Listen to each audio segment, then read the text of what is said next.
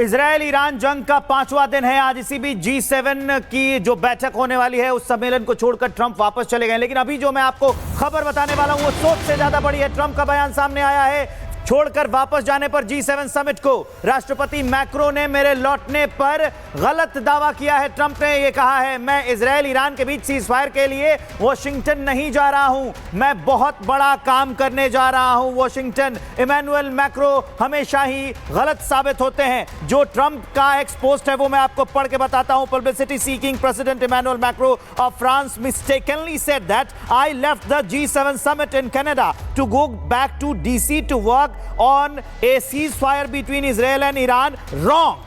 He has no idea why I am now on the way to Washington, but it certainly has nothing to do with a ceasefire. वो कह रहे हैं कि उनको अंदाजा ही नहीं है कि मैं सीजफायर के लिए नहीं जा रहा हूं, जिस कारण से जा रहा हूं वो इससे ज्यादा बड़ी है। बहुत बड़ा दावा है ये ट्रंप का। ये बड़ी जानकारी हम आपको दे रहे हैं। समर पालतूर, मेजर समर पालतूर हमारे साथ जुड़ गए, डिफेंस एक्सपर्ट, उनका रुख कर रहे हैं। मेजर, ये जो बात कही गई और इसमें बकायदा इमैनुअल मैक्रो का जिक्र करते हुए कि he always gets it wrong, ये भी कहा है और ये भी कह दिया मैं बहुत बड़ा कुछ करने वाला हूं। क्या इशारा है अमेरिका का इस तरफ से, ट्रंप का?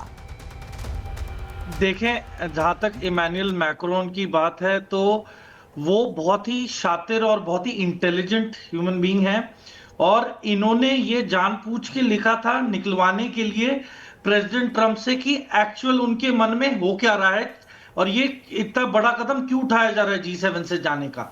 तो अब बेसिकली जो जवाब हम सब वेट कर रहे थे वो इमैनुअल मैक्रोन के जरिए हम सबको मिल चुका है कि बेसिकली जो फ्यूल टैंकर्स हैं बहुत बड़ी तादाद में, ये जर्मन एयरबेस और यूके एयरबेसेस की तरफ जा रहे हैं। यहां से फिर जो मिडिल ईस्ट में जो अमेरिकन बेसेस है वहां पे भी जाएंगे और इसका दावा किया जा रहा है कि ये मिलिट्री एक्सरसाइज के बहाने जा रहे हैं, पर ये सही नहीं होगा हालात को देखते हुए कि ये ईरान के ऊपर ही हमले करने के लिए यूज होने वाले हैं। इसलिए क्योंकि देखें, अभी तक हमें कल रात के जो मिसाइल की जो हमले हुए हैं ईरान और इजराइल के एक दूसरे के ऊपर, उसके फ्रेश विजुअल्स अभी किसी के भी पास नहीं आए हैं और ईरान से तो आएंगे भी नहीं क्योंकि उनके जो टीवी टावर्स हैं और जो टेलीकम्युनिकेशन नेटवर्क है उसको ध्वस्त कर दिया है इजराइल ने।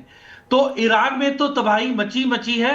इजराइल में जो कोलैटरल डैमेज हुआ है और लॉस ऑफ ह्यूमन लाइफ हुआ है वो अभी आने वाले दिन में हमें विजुअल्स के जरिए पता लगेगा। और देखें, आज 5वां दिन है लड़ाई का और जिस तरीके से मिसाइल और ड्रोन्स दागे जा रहे हैं इजराइल के ऊपर, तो जायज सी बात है कि डेविड स्लिंग, एरो और आयरन डोम बहुत ज्यादा प्रेशर में आ चुका है, बहुत ज्यादा स्ट्रेच हो चुका है।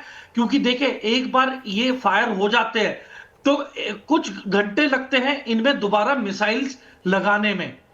तो देखें, ये सिस्टम ऐसा सिस्टम है कि आप 1 दिन कर सकते हैं, 2 दिन, 3 दिन कर सकते हैं, पर लगातार 5 या 6 दिन तक ये सिस्टम्स को बहुत ज्यादा स्ट्रेच करने वाली बात है। और इसी की वजह से कल रात को हाइफा पोर्ट पे बहुत ज्यादा नुकसान हुआ है इजराइल में और जो रिहायशी इलाके हैं इजराइल में, तो ताबड़तोड़ हमले किए हैं ईरान ने अपनी तरफ से। और देखें, एक कहावत होती है कि मरता क्या नहीं करता, तो ईरान की हुकूमत को पता लग चुका है कि उनके पास लोकल सपोर्ट बहुत लिमिटेड या फिर ना के बराबर है, जिसकी वजह से मोसाड को पूरी मदद मिली है और मोसाड ने ईरान के भीतर रहते रहते ईरान की जनता को ये पता है और अब पूरी दुनिया को ये पता चल चुका है कि G7 देशों का भी समर्थन प्राप्त है इजराइल को। लेकिन यहां बड़ा सवाल यह है कि ट्रंप अपने एक्स पोस्ट में यह कह रहे हैं कि ये सीजफायर नहीं है, उससे भी बड़ा कुछ है। तो हम ये जानना चाहेंगे कि उससे बड़ा और क्या हो सकता है।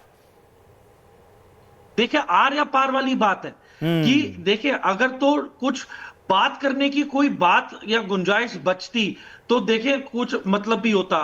अभी अभी ईरान की तरफ से स्टेटमेंट आई है कि यदि अमेरिका इस युद्ध में नहीं उतरता है तो वो अभी इसी वक्त इजराइल के ऊपर सारे हमले रद्द करने को तैयार है। तो जायज सी बात है कि अमेरिका इस जंग में उतरने वाला है, हालांकि उसकी जरूरत नहीं है उतरने की इस जंग में। और प्राइम मिनिस्टर मोदी बहुत ही बड़ा रोल प्ले कर सकते हैं दोनों कंट्रीज के बीच इजराइल और ईरान के पीस के न्योते को लेके।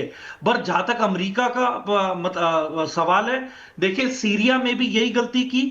सीरिया में वो तो शुक्र है कि रशिया मौजूद था और S-400 डिप्लॉयड थे, तो एक नो फ्लाई जोन एस्टैब्लिश हो गया था और अमेरिका और यूके की फोर्सेस लिमिटेड ऑपरेशंस कर सकी और रूस के खिलाफ ज्यादा कुछ कार्रवाई नहीं कर सके। क्यों?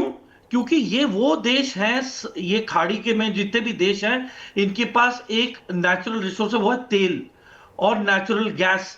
ये इसका हक पूरी दुनिया को है खरीदने का और इस्तेमाल करने का। वो हक अमेरिका ने काफी हद तक यूरोप को डिनाई कर दिया है कि आप ईरान से नहीं खरीदोगे, आप रूस से नहीं खरीदोगे। तो आप अगर इनसे नहीं खरीदोगे तो आप हमें प्रोवाइड करें और फेवरेबल रेट्स पे प्रोवाइड करें। वो भी एक हद तक अमेरिका प्रोवाइड कर सकता के बाद क्या। तो देखें, वर्ल्ड को एक कलेक्टिव डिसीजन लेना पड़ेगा। और जहां तक ईरान की हुकूमत का सवाल है, यदि ईरान की हुकूमत स्टेप डाउन कर जाती है, जो मुझे नहीं लगता करने वाली है, तो ये लड़ाई अंत तक जाएगी जब तक सारे की सारी जो ईरान की मौजूदा हुकूमत पूरी खत्म ना हो जाए। ठीक है मेजर, आप बता रहे हैं कि अब क्या आगे हो सकता है, इसके और पहलुओं को हम समझेंगे, लेकिन इसी से जुड़ी एक बड़ी जानकारी जो मिल रही है पहले दर्शकों को बता दें। अमेरिकी रक्षा मंत्री ने सेना की तैनाती बढ़ाने के आदेश दे दिए हैं।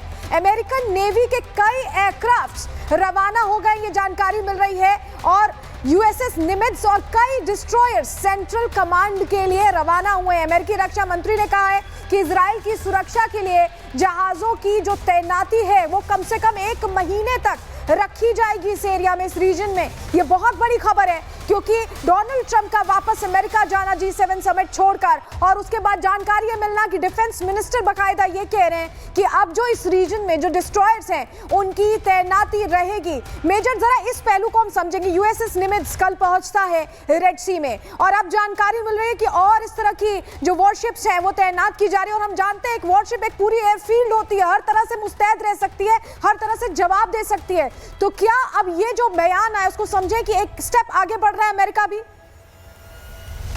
देखें, अभी जो कल रात का हमला ईरान की तरफ से इजराइल पे हुआ है, इजराइल की बहुत सारे हवाई अड्डे और जो एयर स्ट्रिप्स हैं वो काफी हद तक डैमेज हो चुकी हैं। तो रातों रात इजराइल इनका इस्तेमाल नहीं कर सकता है। इसी दौरान अमेरिका ने अभी एयर सपोर्ट के तौर पे अपने खाड़ी में, यहाँ पे मिडिल ईस्ट में, अपनी यूएसएस निमिट्ज की सबसे बड़ी फ्लीट को उतारा है इन support of Israel. Number 1। Number 2, देखें, जहां तक ईरान का सवाल है, उसका न्यूक्लियर प्रोग्राम पे तो फोकस था ही, पर इतने सालों तक वो इंटरकॉन्टिनेंटल बैलिस्टिक मिसाइल भी मैन्युफैक्चर कर रहे थे।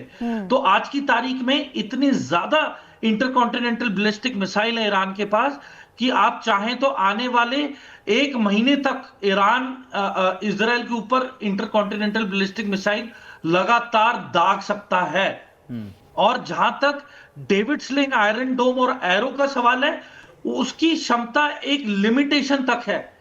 क्योंकि देखें, अगर ईरान 50 मिसाइल छोड़ रहा है तो कम से कम आयरन डोम, एरो और डेविड स्लिंग के कम से कम डबल तादाद में मिसाइलें लॉन्च होंगी ताकि 100% हिट रेशो हो।